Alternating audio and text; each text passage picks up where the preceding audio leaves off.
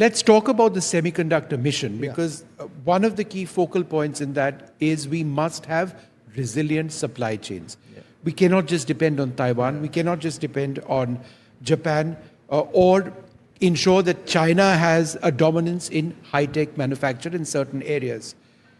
If we are to realize our potential in semiconductor manufacture in India, how will that translate into growth for the Indian economy?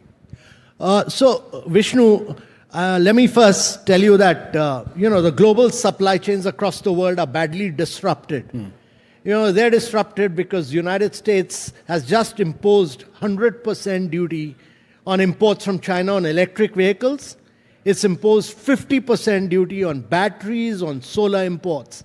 It has imposed this because it says, and rightly so, it says that China subsidizes manufacturing, government supports it, and therefore they're doing extra production to penetrate global markets, and that is why China is controlling 70% of the EV market, it's controlling 75% of the solar market, it's controlling about 74% of the battery market, and therefore we must put an end to this oversupply in the global markets. But US is also responsible for outsourcing all its manufacturing to China in the last 3-4 decades.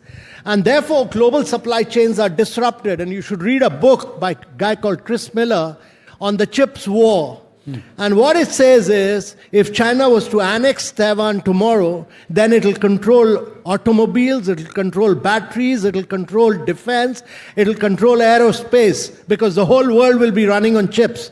And that's why, for countries to become totally dependent on chip manufacturing from abroad is a dangerous proposition. And therefore, India must create its own ecosystem, because we are a very large consumer of vehicles, we are a very large consumer of mobiles. Every Indian has a smartphone. You need chips for that. And that's why one of the most dynamic measures the government has taken is to roll out the Semiconductor Mission of 76,000 crores, both in terms of design, in terms of fab, in terms of fabless, and in terms of chip manufacturing.